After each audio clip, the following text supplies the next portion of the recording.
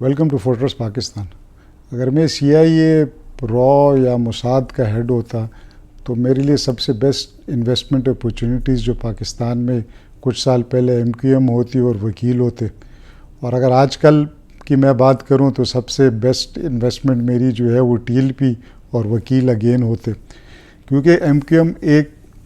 آواز پہ اور ایون آخر میں تو SMS پہ جو ہے نا پورا کراچی جو ہمارا معاشی ہب تھا اس کو بند کر دیتا تھا. اور اسی طرح وکیل جو ہے انہوں نے مشرف جیسے اسٹرانگ پریزیڈنٹ کو ہٹایا اور پھر زرداری کو اس بات پہ مجبور کیا کہ وہ تمام ججز کو ری انسٹیٹ کر دیں.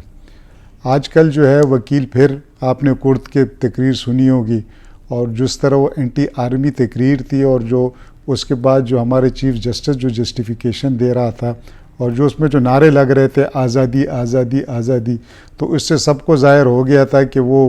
کیا میسج کنوے کرنا چاہتے ہیں. اور اسی طرح TLP جس طرح پاکستان کو بند کر دیتا ہے پورے کے پورے ملک کو، MQM تو صرف کراچی کو بند کرتی تھی، TLP پورے ملک کو بند کر دیتی. اور ریسنٹلی جو سری لنکن کا جو انسیڈنٹ ہوا تو ہمارے آنکھیں کھولنے کے لیے جو ہے کافی ہے. ہم اس کو مزید برداشت نہیں کر سکتے، ہم مزید اس کو ڈیلے نہیں کر سکتے. اور پھر جب MQM ہوتی تھی اور وکیل ہوتے تھے، اور ابھی TLP اور وکیل جو ہے ان کے بیک پہ جوڈیشری ہے. ابھی یہ منسٹری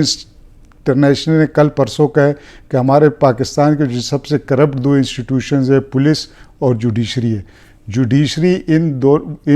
آرگنائزیشن کے بیک پہ کھڑی ہوتی ہے ان کو ریلیف دینے کے لیے. آپ جب بھی کچھ کرنا چاہیں، APS کی مثال لے لینا، آرمی نے پکڑے، کیسز چلائے، سزائیں دی، اور وہ سارے چوٹ کے واپس نکل آئے. ان کو بھی پکڑا جاتا ہے، کوئی ایکشن اگر لیا جاتا ہے تو وہ واپس جوڈیشری ان کو ریلیف دیتی تھی. جو سٹنگ پرائم منسٹر یا وزیر ہیں وہ کچھ کر اس لیے نہیں سکتے، جیسے ماڈل کالونی کے ایگزامپلز ہو رہی ہے آپ کے سامنے، اگر کوئی ایک آدھ پولیس کے ہاتھوں مر گیا یا مارا گیا یا زخمی ہوا تو ان پہ سالوں کیس چلتے. اور جب آپ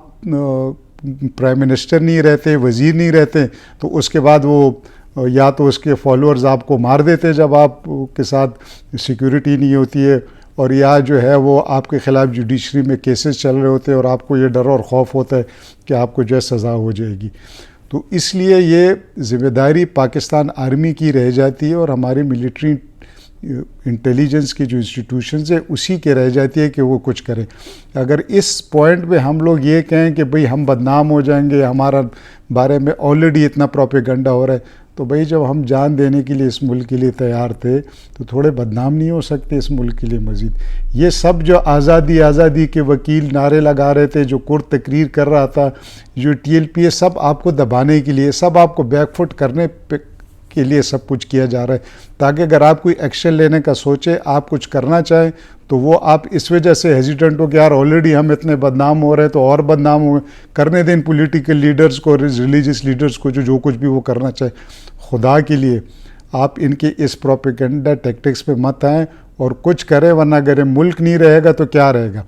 یہ سارے جو ہے مریم نواز جیسے جو کل انڈین گانے گا رہی تھی، اور یہ نواز شریف جیسے، سارے تو ملک سے باہر جا کے بیٹھ جائیں گے.